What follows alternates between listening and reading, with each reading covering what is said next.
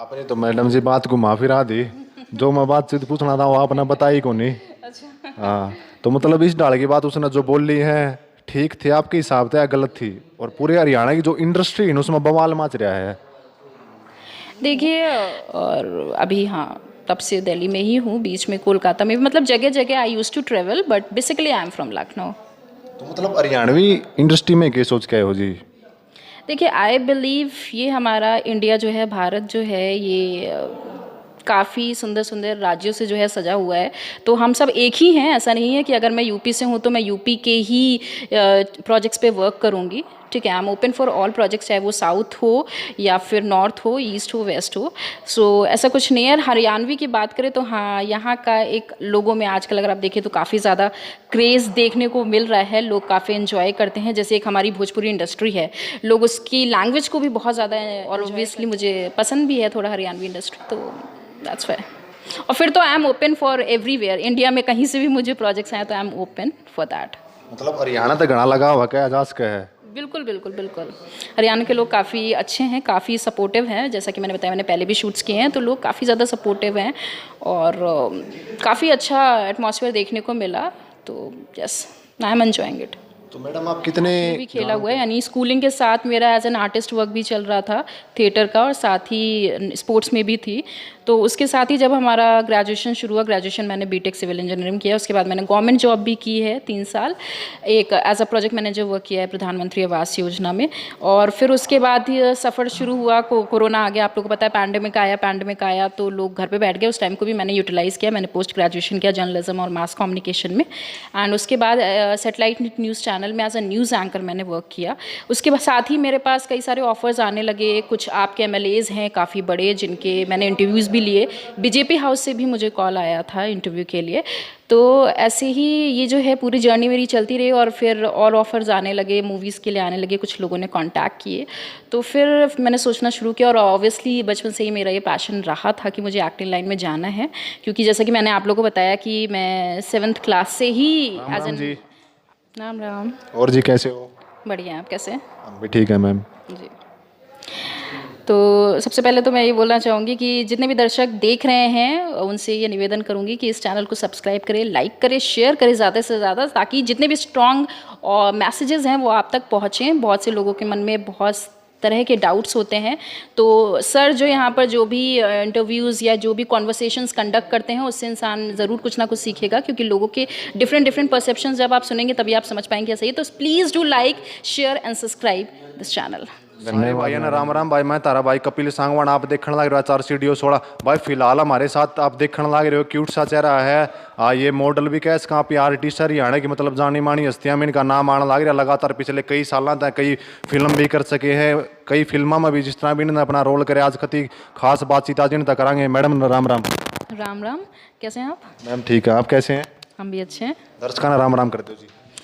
राम राम सभी को, हरियाणा के सभी लोगों को मेरा राम राम। और मैडम आपकी खुशी का क्या राज है? देखिए, खुश तो मैं हमेशा ही रहती हूँ, इसमें कोई स्पेशल रीज़न नहीं है। खुश मैं हमेशा ही रहती हूँ, खुश रहना भी चाहिए जी। तो मैडम मैं बात कर लूँ, मतलब कितने साल से आप हो, थोड़ा बहुत इसके बारे में बता दो। जो अपना अब तक का और पीछे का सफ़र है, यहाँ तक आप आए हो, थोड़ी बहुत उस पर बात बता दीजिए। देखिए, अगर आप स्पेसिफिकली ये पूछेंगे कि अभी जो मैं कर रही हूँ एज एन आर्टिस्ट वर्क कर रही हूँ कब से हूँ, तो मैं आपको बता दूँ सिंस 7th स्टैंडर्ड, जब मैं 7th क्लास में थी तब से ही मैं as a theatre artist work कर रही हूँ। एंड उसके बाद उसके साथ ही मैंने नेशनल भी खेला हुआ है, यानी स्कूलिंग के साथ मेरा एज एन आर्टिस्ट वर्क भी चल रहा था थिएटर का, और साथ ही स्पोर्ट्स में भी थी। तो उसके साथ ही जब हमारा ग्रेजुएशन शुरू हुआ, ग्रेजुएशन मैंने बीटेक सिविल इंजीनियरिंग किया, उसके बाद मैंने गवर्नमेंट जॉब भी की है 3 साल, एक as a project manager work किया है प्रधानमंत्री आवास योजना में। और फिर उसके बाद ही सफ़र शुरू हुआ, कोरोना आ गया, आप लोगों को पता है, पैंडेमिक आया तो लोग घर पे बैठ गए। उस टाइम को भी मैंने यूटिलाइज़ किया, मैंने पोस्ट ग्रेजुएशन किया जर्नलिज्म और मास कम्युनिकेशन में। एंड उसके बाद सेटेलाइट न्यूज़ चैनल में एज अ न्यूज़ एंकर मैंने वर्क किया। उसके साथ ही मेरे पास कई सारे ऑफर्स आने लगे। कुछ आपके एमएलएज हैं काफ़ी बड़े, जिनके मैंने इंटरव्यूज़ भी भी लिए, बीजेपी हाउस से भी मुझे कॉल आया था इंटरव्यू के लिए। तो ऐसे ही ये जो है पूरी जर्नी मेरी चलती रही और फिर और ऑफ़र्स आने लगे, मूवीज़ के लिए आने लगे, कुछ लोगों ने कांटेक्ट किए। तो फिर मैंने सोचना शुरू किया और ऑब्वियसली बचपन से ही मेरा ये पैशन रहा था कि मुझे एक्टिंग लाइन में जाना है, क्योंकि जैसा कि मैंने आप लोगों को बताया कि मैं 7th क्लास से ही एज एन आर्टिस्ट वर्क कर रही हूँ थिएटर्स में। तो फिर मैंने सोचा कि लक मतलब आजमाते हैं। तो अभी मैंने रिसेंट एक मूवी भी की है, वो भी जल्द फ्लोर पे आएगी, आप देखिएगा ज़रूर। और इसके साथ ही और भी शूट्स हैं जो मैंने किए हैं और भी लाइनअप हैं शूट्स। तो बस ये ऐसे ही चल रहा है जी। मतलब कया आजाज का आप सरकारी नौकरी पर भी थे और जर्नलिज्म भी रह चुके हो, पत्रकार भी हो, फिलहाल मतलब डिग्री ही भी होए, सारे मतलब बड़ी बड़ी हस्तियां आप छोड़ के इस लाइन में क्या सोच के आए हो जी? मैंने जैसा कि बताया कि ये मेरा पैशन रहा है। अगर पैशन नहीं होता तो 7th क्लास से कोई भी बच्चा मतलब एक साथ पढ़ाई का एक लेवल बढ़ता ही जाता है, जैसे जैसे आप एक अलग स्टैंडर्ड में जाते हो। तो उसमें मैंने जैसा कि बताया कि मैं नेशनल प्लेयर भी रही हूँ और एज अ थिएटर आर्टिस्ट भी वर्क कर रही थी, और पढ़ाई में भी हमेशा मैंने टॉप किया, चाहे वो ग्रेजुएशन हो, पोस्ट ग्रेजुएशन हो, 10th हो, 12th हो, एवरी टाइम मैंने टॉप किया है। तो कॉम्प्रोमाइज़ कहीं पे भी नहीं हुआ, ना पढ़ाई से हुआ है, ना मेरे स्पोर्ट्स से हुआ है, ना ही मेरे पैशन से हुआ है। तो it was the passion only कि जब मैंने गवर्नमेंट जॉब कर ली एक टाइम तक, तो लगा कि हाँ अब गवर्नमेंट जॉब कर ली, फैमिली को चाहिए था कि गवर्नमेंट जॉब करें। मेरे फैमिली में मोस्टली सब गवर्नमेंट जॉब में है, तो पापा भी चाहते थे, मामा भी चाहते थे, तो मैंने थोड़ा टाइम के लिए कर लिया। एंड उसके बाद फिर मुझे लगा कि नहीं, अब ये एक ऐसा टाइम आ रहा है कि मुझे अपने पैशन के लिए भी जीना चाहिए। मैंने अपने पेरेंट्स से बात की एंड मेरे पेरेंट्स ने हमेशा ही मुझे बहुत ज़्यादा सपोर्ट किया है। तो yes, now I am working for my passion.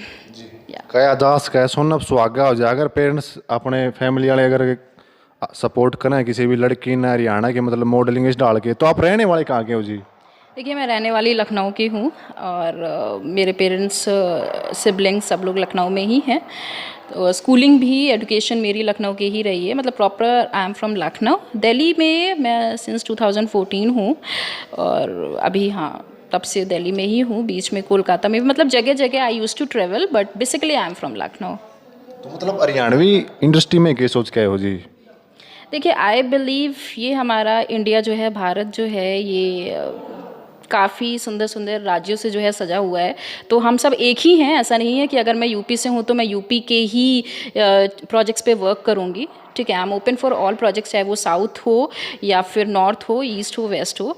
सो ऐसा कुछ नहीं है। हरियाणवी की बात करें तो हाँ, यहाँ का एक लोगों में आजकल अगर आप देखें तो काफ़ी ज़्यादा क्रेज़ देखने को मिल रहा है, लोग काफ़ी एंजॉय करते हैं। जैसे एक हमारी भोजपुरी इंडस्ट्री है, लोग उसकी लैंग्वेज को भी बहुत ज़्यादा एंजॉय करते हैं। तो these are the specific things. और मेरा अपना ये मानना है कि जब इंसान लेवल बाय लेवल और स्टेप बाय स्टेप आगे बढ़ता है तो वो ऑब्वियसली एक ना एक दिन बहुत हाइट्स पे पहुंचता है।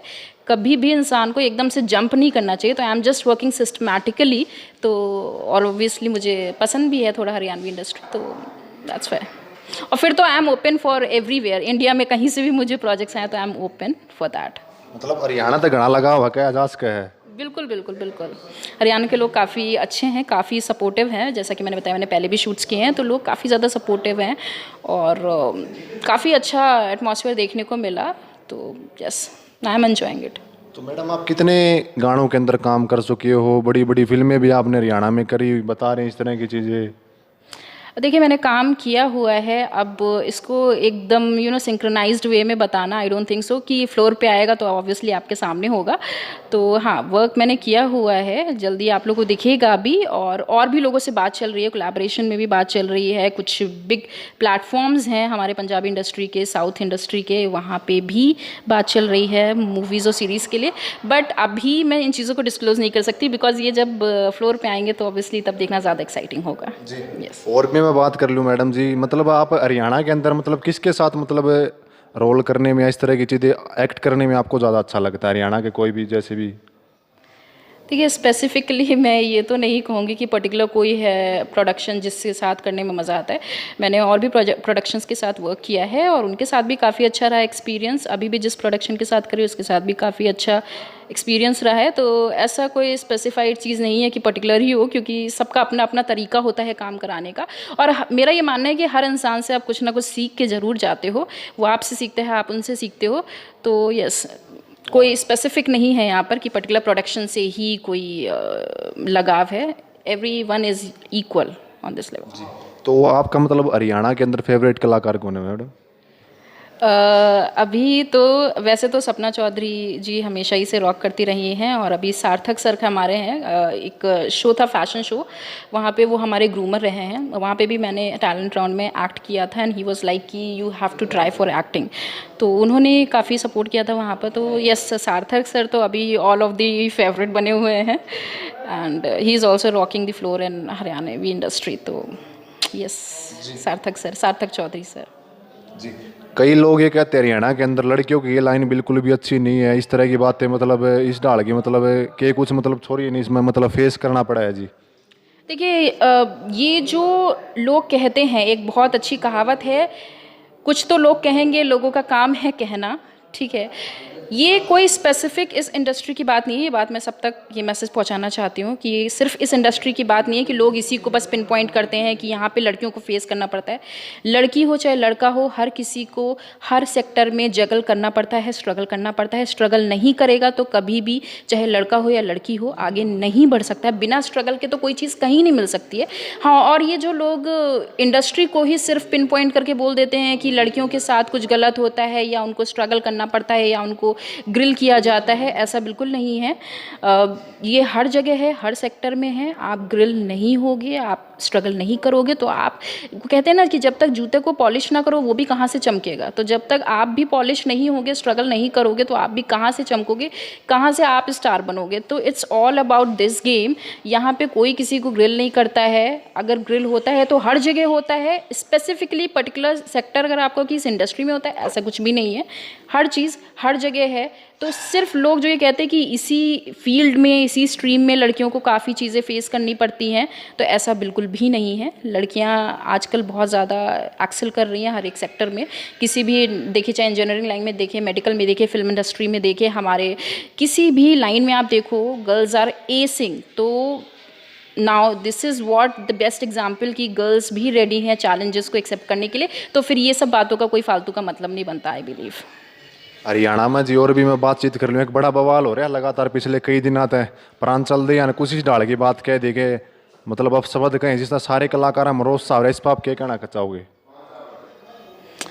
देखिए, मैं सभी कलाकारों से ये कहना चाहूँगी कि हम कलाकार हैं, तो ये हमारा काम है कि हमें अपना हमेशा स्क्रीन पे बेस्ट देना है। हम बेस्ट देंगे तभी जनता भी हमें पसंद करेगी।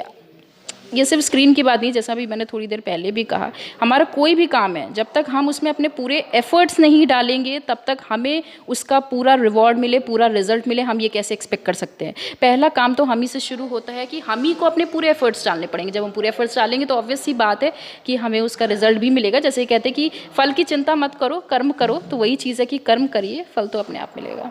आपने तो मैडम जी बात घुमा फिरा दी, जो मैं बातचीत पूछना था वो आपने बताई को नहीं। हाँ, तो मतलब इस डाल की बात उसने जो बोली है ठीक थी आपके हिसाब से या गलत थी? और पूरे हरियाणा की जो इंडस्ट्री है उसमें बवाल मच रहा है। देखिए, मैं किसी की बात को गलत या सही कह नहीं सकती। आप इसमें भी मुझे यही चीज़ कहेंगे कि आपका मत इसमें क्यों नहीं आ रहा है। देखिए, सिंपल सी बात है कि हर इंसान का अपना सोचने का तरीका होता है, अपना पॉइंट ऑफ व्यू होता है, अपना परसेप्शन होता है।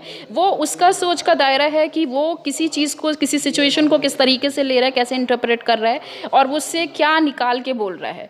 मेरा जो मानना है, जैसे मैंने अपना पॉइंट ऑफ व्यू बताया, मैंने अपना परसेप्शन बताया कि नहीं ऐसा नहीं होता, तो ये मेरा पॉइंट ऑफ व्यू है। बट मैं अगर किसी को बोलूँ कि उसने गलत बोला, भाई हो सकता है उसकी मेंटालिटी या उसने कुछ ऐसा फेस किया हो, या हो सकता है पर्टिकुलरली उसके साथ कुछ ऐसा हुआ हो, ठीक है। 100 में से 1-2 लोगों के साथ हो सकता है ऐसी कोई आप बीती रही हो, तो बिना कुछ जाने या बिना किसी चीज़ को प्रॉपरली समझे, ठीक है, हम सिर्फ सुनी हुई बातों पे या देखी हुई बातों पे रिएक्शन पर्टिकुलरली किसी के अगेंस्ट नहीं दे सकते। तो दिस इज़ व्हाट कि ठीक है, वो उनका पॉइंट ऑफ व्यू, उनका परसेप्शन है, and this is my point of view. But I strongly believe कि ऐसा कुछ नहीं है। अगर आप स्ट्रगल करोगे तो तभी आप चमकोगे, और स्ट्रगल तो is the part of life. Challenges are the part of life, so we have to strongly accept that. तो अब जी मैं आखिर में ये आपका सवाल करूँगा, जो छोरी देखने लग रही हैं वीडियो ने, जो आना चाहूँ इस लाइन में, उन्हें क्या कहना चाहोगे आप? देखिए, जिनमें ये पैशन है, जो इस लाइन में आना चाहते हैं, बिल्कुल आइए आप लोग। कोई इसमें दिक्कत नहीं है या कोई भी ऐसा डर नहीं है, लोगों की बात पे नहीं चाहिए। अगर आप में स्ट्रॉन्ग विल पावर है, वो कॉन्फिडेंस है कि आप कर सकते हो, तो डेफिनेटली आप कर सकते हो। मैं भी एक लड़की हूँ, मैंने भी कभी सोचा था, जैसे कि मैंने बताया कि मैं स्पोर्ट्स पर्सन भी रही हूँ, मैंने एज अ थिएटर आर्टिस्ट भी वर्क किया हुआ है, एज अ गवर्नमेंट ऑफिसर भी वर्क किया हुआ है, और एज अ न्यूज़ एंकर भी वर्क किया हुआ है। तो मैंने भी बहुत सारी स्ट्रीम्स में वर्क किया जस्ट बिकॉज कि मुझ में वो कॉन्फिडेंस था। नहीं तो लोग कहते कि आप एक ही जॉब से स्टिक रहो। तो आप फर्स्ट थिंग इज़ दैट कि आप में वो विल पावर, वो इच्छा शक्ति जिसे हम बोलते हैं, वो होना बहुत ज़रूरी है। वो इच्छा शक्ति अगर आप में है, वो कॉन्फिडेंस अगर आप में है, तो डेफिनेटली आप कर सकते हैं। मैं कर सकती हूँ, तो आप तो बिल्कुल ही कर सकते हैं जी। तो धन्यवाद, हमारा भी बड़ा सौभाग्य था जो इतने बड़े चेहरे का हमारे से बातचीत करने का मौका मिला। तो भाई चैनल ने सब्सक्राइब कर लियो और कमेंट सेक्शन में कमेंट ज़रूर करियो। तो आपने अपना कीमती समय हमारे लिए निकाला, मैडम जी आपका बहुत बहुत धन्यवाद। Thank you so much. मैं आपका कपिल भाई सांगवान, धन्यवाद।